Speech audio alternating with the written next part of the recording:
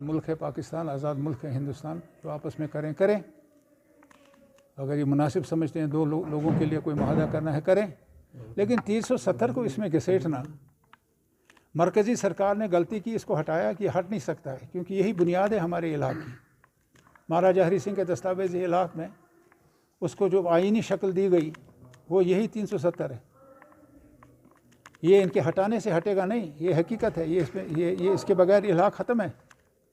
और ये जो पाकिस्तान के ने लिया है, इसका जवाब तो पाकिस्तान ही दे सकता है। उन्होंने क्यों, मेरी अक्ल से ये मैं समझ नहीं सकता कि उन्होंने ऐसा क्यों कहा है। लेकिन एक चीज़ ज़रूर है कि ये जो हमारा रिश्ता है, अगर ये चाहता है कि लोगों में वो फिर अपने मुल्क के तई, हिंदुस्तान के तई एतमाद बहाल हो, एक खुशगवार रिश्ता हो, मशरूत ही है, महदूद है, जब तक इसका हतमी फ़ैसला होता नहीं है। ये मैं बार बार कहूँगा।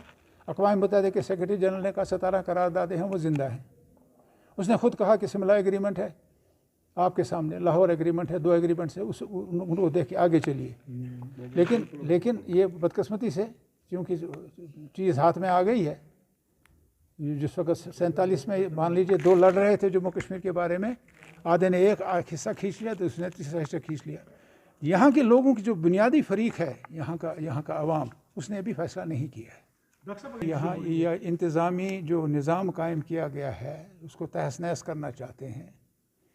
जो जमहूरी निज़ाम कायम किया गया था, ये जो है सर चश्मा ताकत अवाम है और सरदारी का हक़ अवाम के पास है।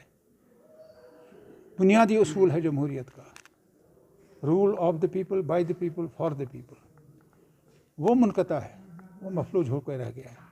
और जितना भी स्ट्रक्चर यहाँ इस ख़ासकर नेशनल कॉन्फ्रेंस ने बना के खड़ा किया जमहूरी स्ट्रक्चर, उसको तबाह कर रहे हैं, उसको बर्बाद कर रहे हैं। और ये जो बाहर से मुलाजिम ला रहे हैं और बेशतर गैर मुस्लिम हैं, आ जाएँ, हमें कोई एतराज़ नहीं, लेकिन यहाँ मुस्लिम आबादी 70% है।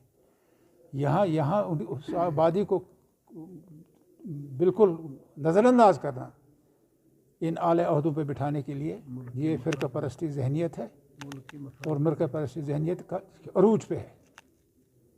इसमें अब इतना ही है कि अब एक और आर्डर इन्होंने निकाला था, 48 साल की उम्र और 22 साल की सर्विस मुलाजिम निकाल देंगे। वो तो रिटायरमेंट एज का एक वॉलंटरी है, लेकिन वो भी ये ज़बरदस्ती लगाना चाहते हैं।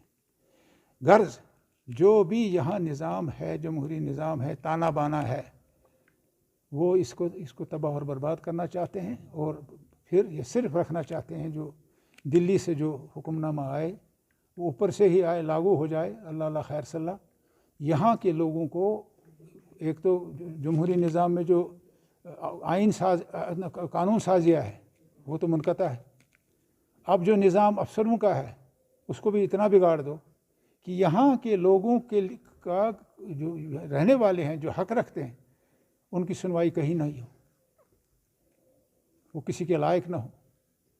इस लिहाज से जो है मरकज़ी सरकार की पॉलिसी ये किसी से ढकी छुपी है नहीं। अब खुल के ये फ़िरका परस्ती का एजेंडा अमला रहे हैं, जिसमें इनको बुनियादी मुसलमान है, हिंदुस्तान का मुसलमान निशाने पे है, और बिलखुसूस जम्मू कश्मीर में रहने वाला मुसलमान इनके निशाने पे हैं। और जो इरादे रखते हैं, घिनौने इरादे रखते हैं, अल्लाह ताला ही हमें उससे बचाएगा, इंशाल्लाह बचाएगा ज़रूर। ब्यूरोक्रेसी बहरसूरत ब्यूरोक्रेसी होती है। इस वक्त ज़रूरत ये है कि लोगों के साथ कनेक्ट हो सरकार का, जो अनफॉर्चुनेटली पिछले 2 साल से हम देख रहे हैं कि आहिस्ता आहिस्ता वो मफकूद हो रहा है। दैट इज़ बिकॉज कि जितने ऑफिसर्स, लोकल ऑफिसर्स हैं, वो इस वक्त साइडलाइन हो रहे हैं। ये गवर्नमेंट की अपनी पॉलिसी है कि वो किस अफसर को कहाँ पोस्ट करे, कहाँ तैनात करे। That is their discretion to see कि किस अफसर को कहाँ पे रखना चाहिए। लेकिन हमारी एज ए पॉलिटिकल एक्टिविस्ट मेरी ये चाहत होगी कि लोकल ऑफिसर्स जो हैं उनको सामने लाया जाए। उनके स्टेक्स हैं रियासत जम्मू कश्मीर के साथ, जो इस ड्यूटी के हैसियत में है। ज़्यादा कोशिश हो कि लोकल ऑफिसर्स, ताकि लोगों की सुनवाई हो, लोगों की बात सुनी जाए, लोगों के मसाइल जो हैं उनको मदावा किया जाए। बाहर के ऑफिसर्स जो हैं वो अपनी जगह काबिलियत उनकी होगी, लेकिन रियासत जम्मू कश्मीर के लोगों के साथ जो कनेक्ट करने की ज़रूरत है वो जो ब्यूरोक्रेसी से नहीं हो सकता है, वो इन तरीक़ों से नहीं हो सकता है। अफसरशाही होती है اور ملازموں کے نمائندوں کی جو حیثیت ہوتی ہے وہ جدا گانا ہوتی ہے. دیکھیے ملک کے جھنڈے پر کسی کو کوئی اعتراض نہیں ہو سکتا. جو مین سٹریم پولیٹیکل ایکٹیوسٹس ہیں وہ ملک کے جھنڈے کے ساتھ ان کا جھگڑا نہیں ہے. It is a sacred thing for every citizen of the country.